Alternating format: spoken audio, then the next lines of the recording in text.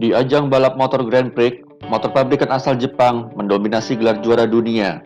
Bahkan sejak tahun 1975, hampir setiap pembalap juara dunia di kelas Premier selalu menggunakan motor pabrikan Jepang. Pembalap Italia Giacomo Agostini menggunakan motor Yamaha saat menjadi juara dunia. Begitu pula Kevin Schwantz, pembalap asal Amerika ini saat menjadi juara dunia pada tahun 1993 juga menggunakan motor asal Jepang, yaitu Suzuki. Supremasi motor asal Jepang ini tidak dibarengi oleh para pembalap asal Jepang. Belum ada pembalap Jepang yang mampu berprestasi hingga menjadi juara dunia di kelas Premier, baik saat masih era GP 500 maupun era MotoGP. Pamor pembalap Jepang menonjol ada pada kategori kelas lain di bawahnya. Itu pun saat masih era kejuaraan GP 125 dan GP 250. Namun demikian, tetap ada pembalap asal Jepang yang mampu tampil impresif di kelas Premier. Penampilan mereka pun cukup menyita perhatian dan mewarnai ajang kelas paling bergengsi di Grand Prix balap motor. Shinichi Ito, pembalap asal Jepang ini memperkuat tim pabrikan Honda sejak masih bernama Rothmans Honda. Ito sangat diandalkan oleh Honda untuk mendampingi pembalap utama mereka Mick Doohan. Sampai dengan saat Repsol masuk sebagai sponsor utama dan nama tim pabrikan Honda menjadi Repsol Honda Team.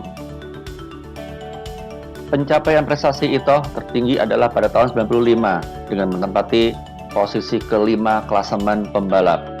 Ito tampil terakhir bersama Repsol Honda pada tahun 96. Saat beberapa kali sempat kembali sebagai pembalap wildcard. Norifumi Abe, penampilannya di atas lintasan gampang dikenali dengan rambut panjangnya yang terurai keluar dari helm. Abe memiliki gaya balap yang unik. Saat berbelok pun, badannya cenderung tegak. Saat Grand Prix Jepang di Suzuka pada tahun 94, Abe tampil sebagai wildcard. Hingga 3 lap menjelang finish, Abe masih memimpin dan kemudian crash. Tampilan impresifnya menarik tim Yamaha Robert, sehingga Abe mendapat kesempatan 2 kali lagi wildcard pada tahun 94 tersebut. Saat tampil full season pada tahun 96, akhirnya Abe berhasil juara di sirkuit Suzuka. Tahun 96 adalah pencapaian tertinggi Abe, menempati posisi 5 klasemen pembalap. Pada era MotoGP, Abe mendapat kesulitan untuk menaklukkan motor balap jenis 4 tak. Hingga kemudian pada tahun 2005, Norifumi Abe pindah ke ajang Superbike. Tadayuki Teddy Okada. Tadayuki Okada diplot sebagai pembalap ketiga di tim Repsol Honda. Di GP Indonesia di Sentul tahun 97, Okada tampil sebagai juara, mengalahkan rekan setimnya Mick Doohan.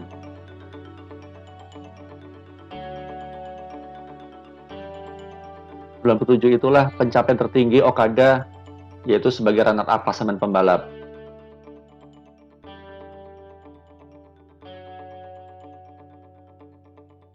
Takuma Oki.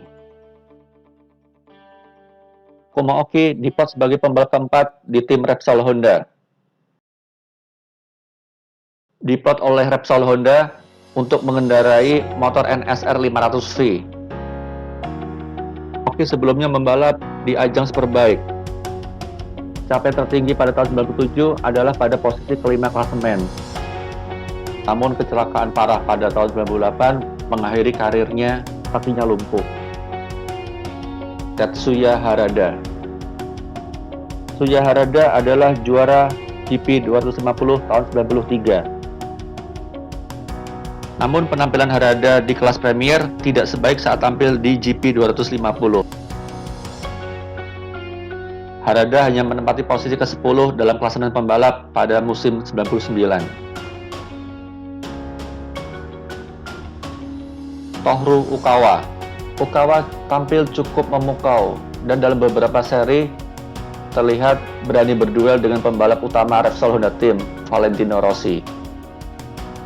Namun, karena statusnya diplot sebagai pembalap kedua, maka prioritas juara tetap diberikan kepada Valentino Rossi.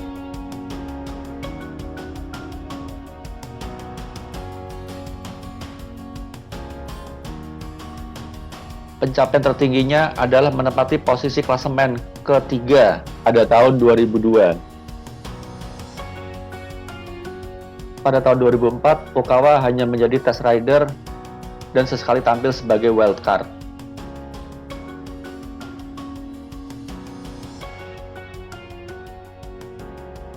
Daijiro Kato. Daijiro Kato adalah pembalap muda harapan Jepang. Setelah tampil sebagai juara dunia GP 250 tahun 2001, promosi ke GP 500 gabung dengan Fortuna Honda Gresini. Penampilan Kato sangat menjanjikan. Pada tahun debutnya, Kato merebut podium kedua pada balapan yang ketiga. Namun, musibah datang pada tahun 2003 pada seri pertama di sirkuit Suzuka. Shinya Nakano. Nakano promosi ke GP 500 pada tahun 2001 bersama timnya Yamaha Tech 3. Musim sebelumnya, Nakano tampil impresif di GP 250.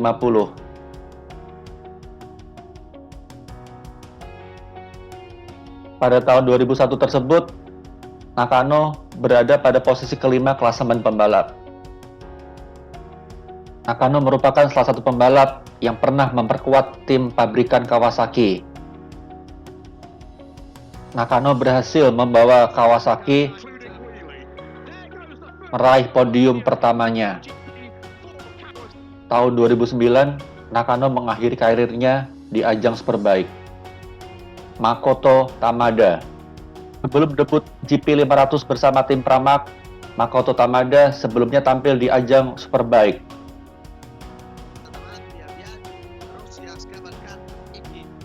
Makoto tipe pembalap yang berani berduel dengan pembalap lain. Pada GP Pacific di sirkuit Motegi tahun 2003, Makoto terlibat insiden dengan CTG Bernau.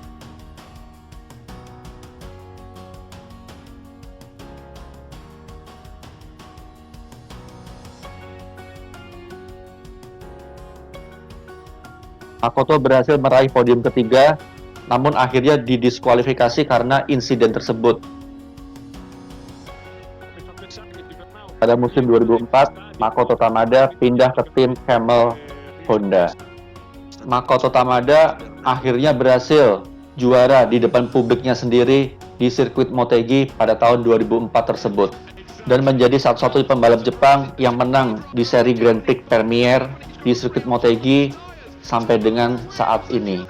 Dan pada akhir klasemen, Makoto Tamada berhasil menempati posisi ke-6.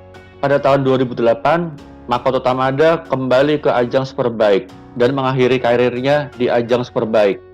Hiroshi Aoyama. Berbekal sebagai juara dunia GP 250 tahun 2009, Aoyama promosi ke kelas MotoGP pada tahun 2010.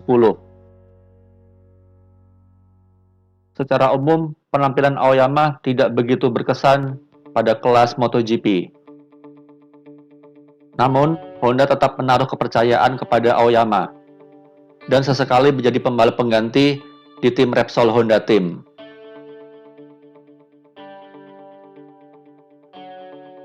Takaki Nakagami. Nakagami adalah pembalap yang masih memperkuat tim LCR Honda sampai dengan saat ini.